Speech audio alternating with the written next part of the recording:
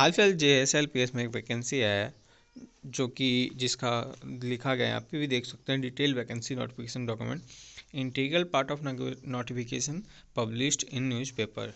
जो इसका वैकेंसी है, इसका छोटा छोटा पार्ट न्यूज़पेपर में भी पब्लिश किया गया है, वहाँ भी आप देख सकते हैं।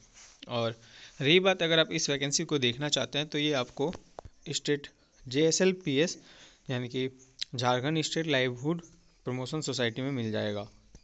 चलिए आज हम आपको इसके बारे में अच्छे से बात करते हैं, इसके लिए क्या क्या चाहिए और आप इसके लिए एलिजिबल हैं कि नहीं। इस जितने भी वैकेंसी आप यहाँ देख सकते हैं, चीफ ऑपरेटिंग ऑफिसर है, DDU-GKY के तहत प्रोजेक्ट है और इसमें लेवल 2 वेतन मिलेगा जो आपका वेतनमान होगा।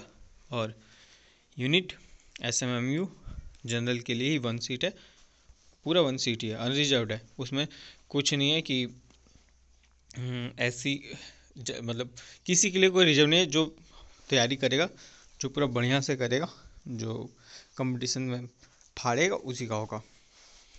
अब स्टेट प्रोग्राम मैनेजर, ये जितने वैकेंसी पूरे ऑफिसर रैंक जैसे वैकेंसी हैं, ठीक है। और स्टेट प्रोजेक्ट कोऑर्डिनेटर फिशरी है, लाइव स्टॉक है, स्टेट प्रोग्राम मैनेजर, ये सब स्टेट वाले हो गए, ठीक है।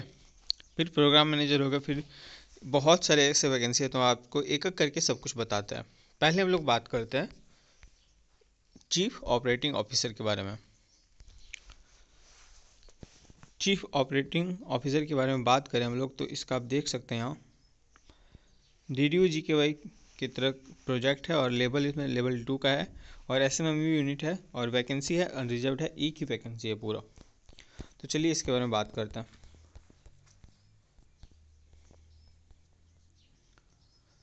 तो यहाँ पे आप देख सकते हैं chief operating officer DDU-GKY level 2 का एलिजिबिलिटी क्राइटेरिया। क्वालिफिकेशन इसमें चाहिए full time 2 years post graduate degree और full time 2 years post graduate diploma in business administration, rural development, rural management and social work और higher degree from a recognised academic institution of national repute. इसका मतलब है आपको 2 साल का post graduate degree चाहिए या तो फुल टाइम, ठीक है।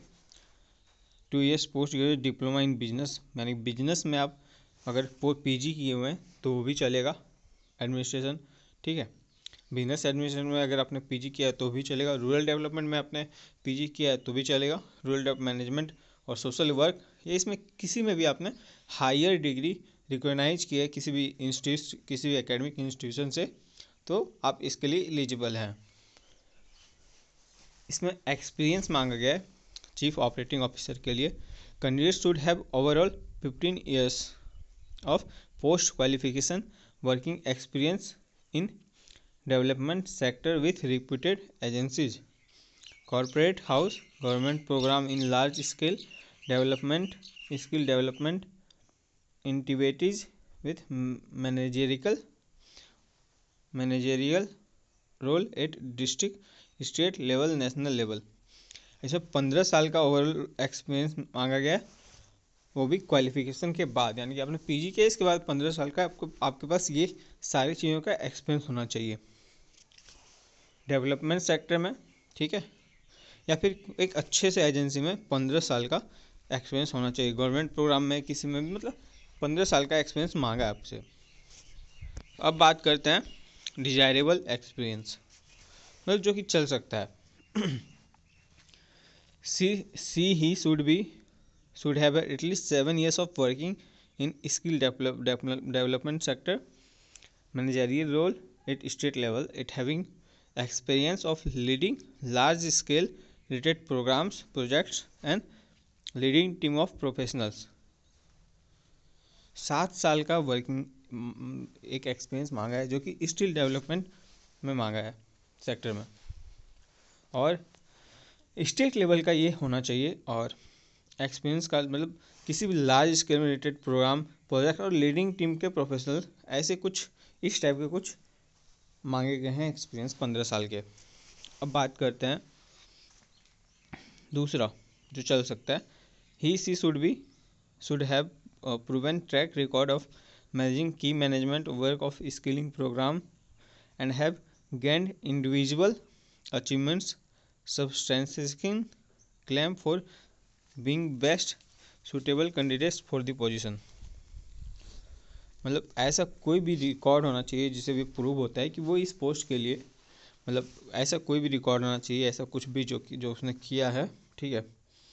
Management work skilling programme and have gained individual achievements sustaining claim for, मतलब कोई ऐसा खुद से उसने कुछ ऐसा अचीव किया है जिससे ये प्रूव होता है कि वो ये कर सकता है, वो इसके लिए एलिजिबल है। तो वैसे ऐसा कुछ भी है जो कि आप खुद से मतलब एक मैनेजमेंट वर्क या फिर स्किलिंग प्रोग्राम या ऐसा किया है आपने कुछ भी जिसे प्रूव होता है कि आप ये वैकेंसी के एलिजिबल हैं, तो आप अप्लाई कर सकते हैं। he should have hands on experience in designing, monitoring architecture and conducting monitoring of development projects including skilling ones। उसका अगर एक्सपीरियंस होता है designing, monitoring, architect, conducting monitoring of development projects, तो भी वो इसमें अप्लाई कर सकता है। फिर है he should have proven track record managing partnership with service providers in skill sector। जैसे कोई भी स्किल सेक्टर हो गया, उसमें अगर आपने पार्टनरशिप में भी ऐसा कुछ प्रूव किया, बहुत बढ़िया किया है ना, जिससे कुछ अचीवमेंट मिला है, तो भी आप अप्लाई कर सकते हैं, उसके लिए आप एलिजिबल हैं। तो पांचवा देखते हैं, he should have proven experience of working with government system and through knowledge of its functioning।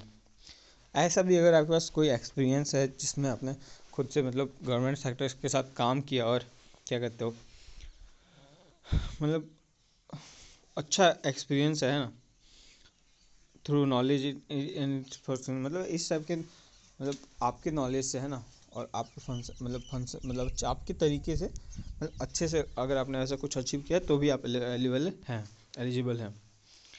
Skill record क्या क्या मांगा है, computer skill, excellent working knowledge in MS office environment.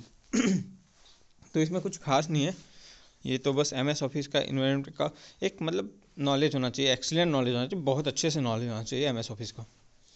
तो इसमें और देखते हैं, language skill, very good writing and oral skills in both English and Hindi. मतलब अगर आप इस पोस्ट के लिए अप्लाई कर रहे हैं चीफ ऑपरेटिंग ऑफिसर के लिए, तो आपको ये जो इंग्लिश है और हिंदी दोनों अच्छे से लिखना, बहुत अच्छे से और बहुत अच्छे से बोलना भी आना चाहिए। Other skills and knowledge knowing government system and it's functioning, development policies and good understanding of Jharkhand development priorities would strengthen the candidate. अगर आपके पास गवर्नमेंट सिस्टम का आपको गवर्नमेंट सिस्टम का पूरा नॉलेज होना चाहिए और इसके जो काम करने का तरीका है उसके बारे में, और डेवलपमेंट पॉलिसीज़ के बारे में नॉलेज होना चाहिए, और कैसे हमारा झारखंड मतलब आगे बढ़ेगा उसकी प्रायोरिटीज होना चाहिए, ठीक है, उसके अच्छे से नॉलेज होना चाहिए, और ये आपको ऐसा स्ट्रेंथ आपके अंदर होना चाहिए। Ready to be located anywhere in state as per programme recruitment and decision of JSLPS management. मतलब कहीं भी रिक्रूट होने के लिए वो रेडी होना चाहिए, ठीक है, ऐसा नहीं कि मतलब कहीं भी जाने के लिए कहीं भी ऐसा उसको कोई प्रॉब्लम नहीं होना चाहिए। और इसमें जो पेमेंट जो है remuneration ₹1 lakh to ₹140 lakh per month purely as per qualification and experience, मतलब इतना आपको मिलेगा apart from salary. Benefits such as mediclaim, monthly communication and laptop allowance will be provide a performance linked incentive up to maximum 10% of basic salary will be payable annually। मतलब 10% आपको हर साल बढ़ेगा और आपको 1 लाख से 1,40,000 रुपये तक पेमेंट मिलेगा। Roles and responsibilities, the chief operating officer CEO will work under guidance and supervision of chief executive officer JSLPS। मतलब चीफ एग्जीक्यूटिव ऑफिसर के अंडर काम करेगा जो CEO है, आप जो काम करने वाले हैं चीफ ऑपरेटिंग ऑफिसर CEO, आप चीफ एग्जीक्यूटिव ऑफिसर के अंडर काम करेंगे। And will works towards attainment of Results advised under DDU GKY in Jharkhand with record standards and quality and within the constraint of time and cost. For this she will have to lead the multidisciplinary team of professional, मतलब आपको lead करने का मौका मिलेगा, आपको lead करना है, मतलब बहुत तरह की टीम है, अब प्रोफेशनल की टीम को आपको लीड करना है. Ensure that all programme function is being successfully implemented as per desired schedule and standards.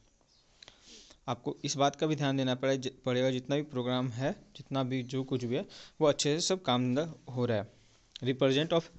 Represent JSLPS of strategy partnership liaison interface review and knowledge information sharing with different stake holders.